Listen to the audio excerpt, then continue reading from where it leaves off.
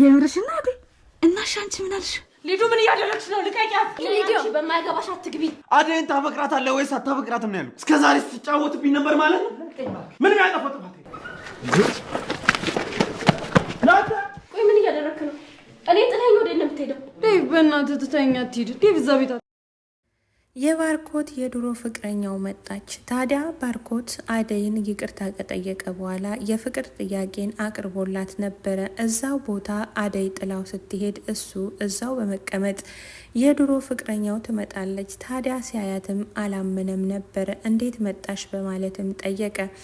ተነስቶ ለመሄድም ሞከረ። እሷም እንግዲህ ተቀመጥና አዳምጠኝ፣ እስከ ዛሬ ያላወቅከው ነገር አለ በማለትም እንግዲህ የዛኔ ከኔ ጋር ያየኸው ሰው ምንም አይደለም፣ ያክስቴ ልጅ ነው። አክስቴ በሰዓቱ አርፋ ስለነበረ እኔ ግዴታ ከሱ ጋር መሆን ስላለብኝ ነው ከሱ ጋር ያየኸኝ እንጂ ግዴታ መሄድ ስለነበረብኝ ነው ከሱ ጋር የሄድኩት እንጂ እሱ ፍቅረኛዬም ባለቤቴም አይደለም በማለትም እንግዲህ ባርኮትን ታስረዳዋለች። ባርኮትን በጣም ደነገጠ። ይሄን ነገር ሳልረዳ በመናገሬ በጣም ይቅርታ ይላታል። ታዲያ ባርኮት አሁን ላይ ለአደይ የፍቅር ጥያቄን አቅርቦላታል።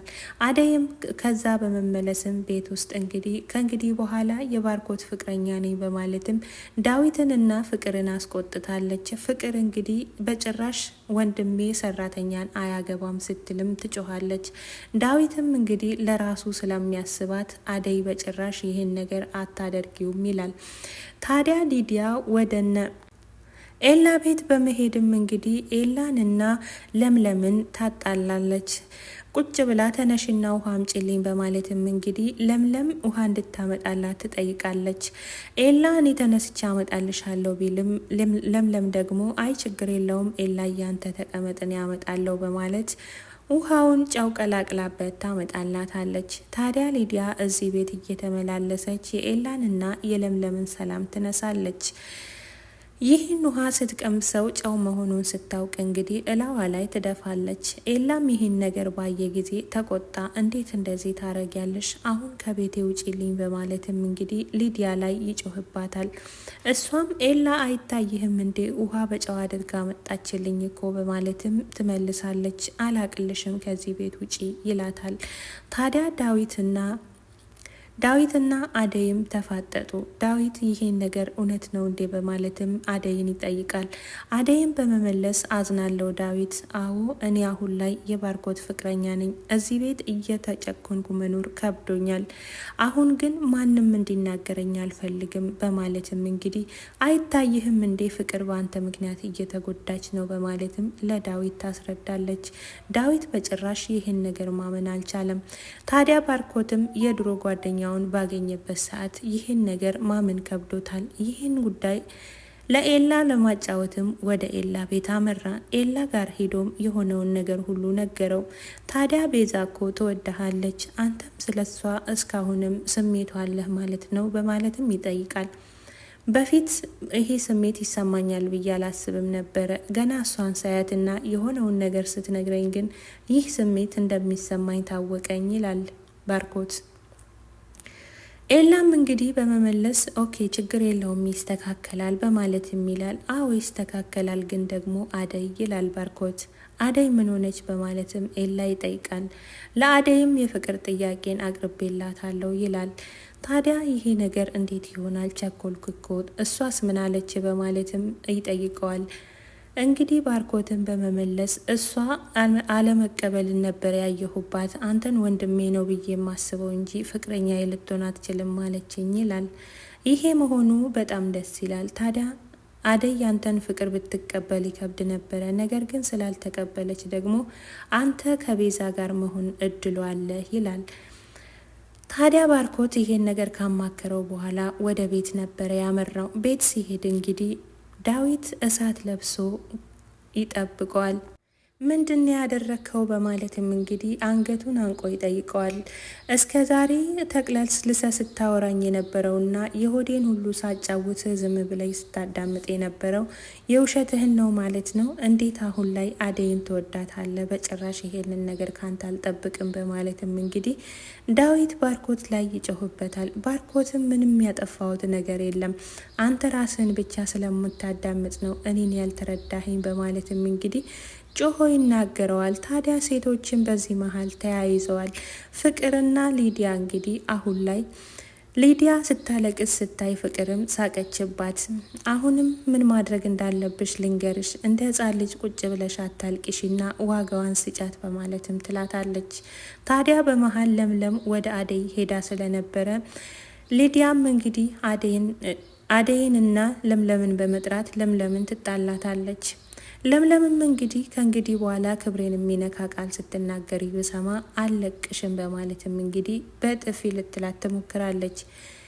አደይም በመሀል ገብታ ልታገላገል ስትሞክር እንግዲህ ፍቅር በማያገባሽ ቦታ አትግቢ ብላ ትከላከልላታለች፣ ሁለቱ እንዲደባደቡ። ታዲያ አደይም ተመልሳ ፍቅርን አንገቷን ይዛ አንቺ ነሽ ለዚህ ሁሉ ምክንያት በማለትም እንግዲህ ሁለቱም እርስ በራሳቸው እያያዛሉ።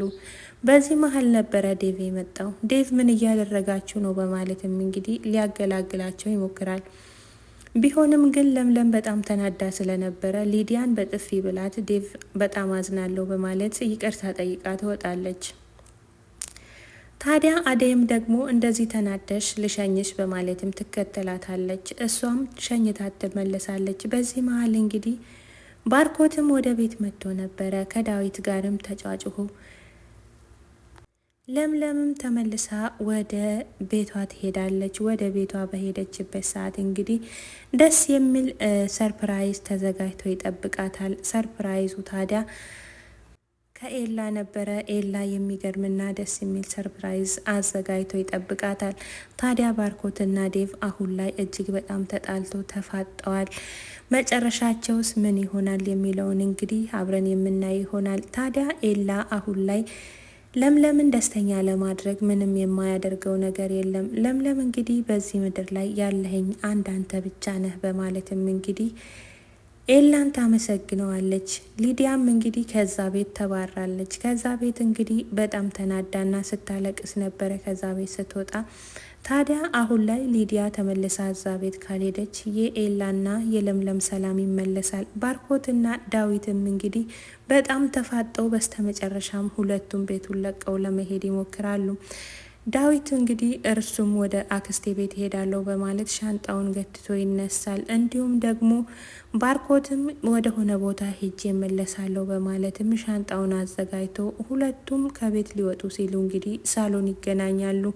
ታዲያ አደይና ሊዲያም ይጣላሉ። አደይና ሊዲያን ያጣላቸው እንግዲህ ወንድሜን ምን አርግ ነው የምትዩ በማለትም ሊዲያ አደይ ላይ ትጮህባታለች። አደይ ግን ስለዚህ ነገር ምንም ማድረግ አትችልም። ምክንያቱም እሱ ራሱ ወደዳት እንጂ እሷ አንተ ለኔ አትሆንም እኔም ላንተ አልሆንም ስትልም ሁሌም ትነግረዋለች። ታዲያ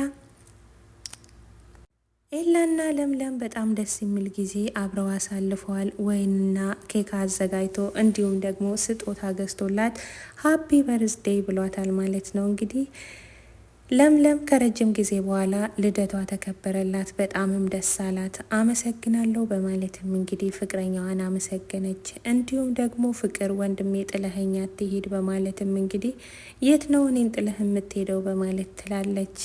በሌላው ደግሞ እንዲሁም ለምለምም እንግዲህ አደይ ከባርኮት የፍቅር ጥያቄ ስለመጣላት በጣም ደስ አላት። ከአደይ ጋር ብትሆኚ ጥሩ ጊዜ እንደሚኖርሽ አልጠራጠርም፣ ባርኮት ጥሩና መልካም ሰው ነው ስትልም እንግዲህ ስለ ባርኮት ትነግራታለች ማለት ነው።